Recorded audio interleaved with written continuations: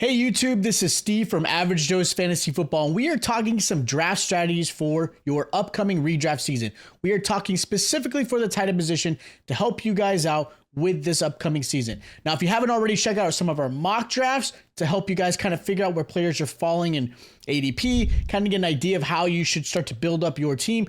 But I want to talk some strategy. I want to talk what you should think about when you're drafting, especially in the tight end position, if we're talking full PPR or half PPR. If we are talking a tight end premium, this whole list will completely change, but these are some guys that I think you should target this upcoming season.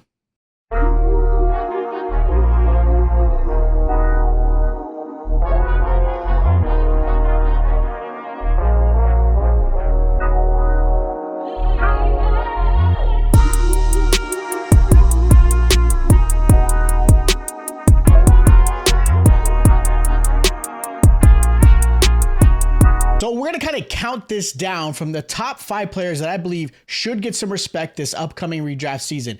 Again, whether it be a new offensive scheme, maybe they're on a new team, or just have been targeted heavily, but just getting disrespected in the mock drafts and ADP. So we want to talk about some players here. Now, number 5, I've got is Jelani Woods.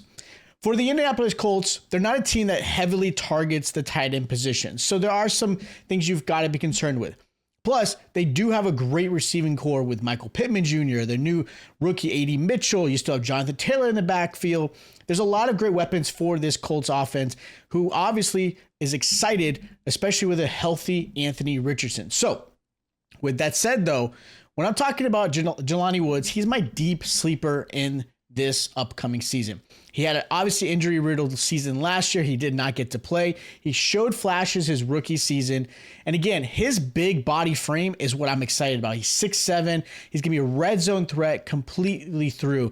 Now, right now, he is falling to tight end 27, which is understandable, but I do think there's some disrespect his way. So for someone that's maybe in a deep league, maybe you're more than 12 team leagues, maybe you've got a big roster, Jelani is somebody I'm absolutely targeting a lot later in rounds, again, based off his ADP, where I think his value will absolutely crush compared to where he's being drafted. Again, the Colts haven't had really a solid tight end in a long time. They've had Mo Alie-Cox, right? They've had, some fill-ins here and there, but they haven't really had a premier tight end. Jelani has some of those attributes that I believe could really show up this upcoming season. So again, I believe he's a nice little deep sleeper for this redraft season. Now, at number 4, I've got Ben Sinnott for the Washington Commanders. Obviously, he's a rookie. There's nothing to go off of in the NFL. But right now, he's currently being treated as tight end 24. Again, a lot later in most fantasy rounds, which is, again, perfect. Somebody that you're not spending a lot of draft capital that you can probably grab later on that may actually end up having a strong value. So Sinnott's coming into a unique situation. New quarterback, Jayden Daniels. New offensive scheme with, Kingsbury now there. So this is a whole new coaching scheme. We don't know how the Commanders are going to play out, because if you're going off the last few years, it's a little bit tougher. Their offense wasn't always targeting the tight end. It typically was the wide receiver core. With that said, Kingsbury, his offense has had in the early on career of Kingsbury, wasn't targeting the tight end, but a lot of it was just because they didn't have great tight ends. Then they grabbed Zach Ertz. Then they got Trey McBride, and bam, those targets started skyrocketing. In the last 2 years of Kingsbury's tenure at Arizona, the tight ends were receiving about 113 targets. So I expect at least similar type of targets hit their way, which means Ben Sinnott should see a realm of 60 to 70 targets his way, if not more, depending on how this offense plays out. So for a tight end 24, has the potential to even be into the tight end 15 to 12 range, squeaking out that last part, which may, again, be a steal for you coming into this new season. So I like where Ben Sinnott is. I think he's a great play here. I love him in all of my dynasty drafts. I was able to get him if I could. And again, redraft-wise, I think he's got a great value. I mean, look, Logan Thomas had 78 targets last season with finishing as tight end 16. So I think it's very doable that Sinnott can finish actually a little bit better with this offense because, again, the quarterback play is huge. Number 3, I've got Cole Kmet, one of my favorite tight ends in the league. He has been somebody that I've had in multiple dynasty leagues. He's been somebody I've always targeted in most redrafts. Obviously is being undervalued completely. He's being treated as tight end 15 in most drafts. He's being, around 10, 13 in some drafts. So The reason why I like Cole Kmet coming into this season is because of that undervalue. I think you can get him at a cheap price, go after more premier positions like wide receiver and running back this upcoming season, and getting Cole Kmet later on. I understand the concerns, right? You've got a whole new offense. You've got new Caleb Williams at quarterback. You've got Keenan Allen. You've got Rome Odunze, DeAndre Swift. So there is a very real concern of just being overcrowded, targets, of course, being a factor. Now, Cole Kmet obviously probably isn't the most targeted tight end in the NFL, but man, is he a threat in the red zone. He does get a majority of his fantasy points sometimes in 1 or 2 games, which can inflate his status. But in the last couple of years, he's been tight end 8 or better in most of those games. So that's where I think his value has just been, again, going treated now at the tight end 15 spot. I understand the offense is crowded with some more playmakers, and there's some certain uncertainty of how it's going to play out. You got Gerald Everett that just got added. I still am a big believer of Cole Kmet. I still believe Cole Kmet is better than his tight end 15 position. But if you can draft him around that, I think you can get an absolute steal coming into 2024. Number 2, one of my favorites, I am a little bit of a homer in this one, is going to be Jake Ferguson for the Dallas Cowboys. Right now, he's being drafted as tight end 9. That is how he finished last season. So I get it. Really simple.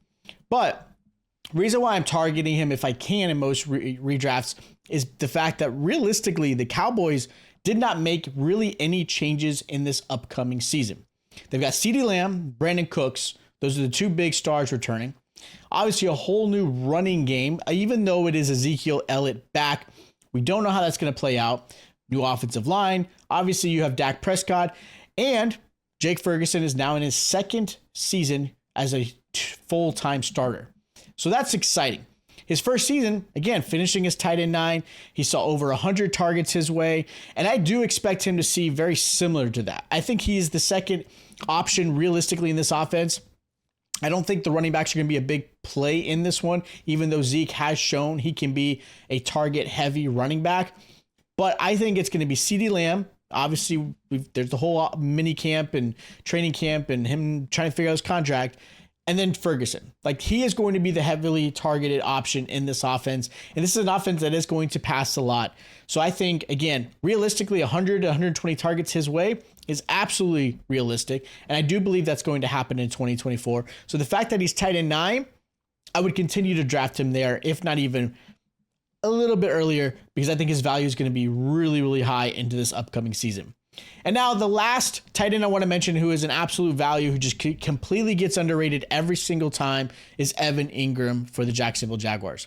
Last season, he finishes tight end 2, but he's being treated as tight end 7 right now. Look, I get that there's a little bit of some new players. You get Christian Kirk back a little bit healthier, right? Gabe Davis now takes over for Calvin Ridley. But again, he's taking over from Calvin Ridley. So looking into this offense, I don't see a whole lot has changed realistically. So with that said, Evan Ingram has been an absolute target hog in this offense. Do I expect him to get lead leaguing again? No. Last season, he led in receptions for tight ends and targets. He had 143 targets last season and 114 receptions. I do not expect him to completely fall into that category, but I do expect him to be in the 120 to 130 range targets. I do think he can be in that 90 to 95 range in receptions and continue to have some touchdowns here or there. With that said, he will finish top 5 in the tight end role, yet he's being treated outside of that. So for me, he is my absolute number 1 target when it comes to tight ends this upcoming season.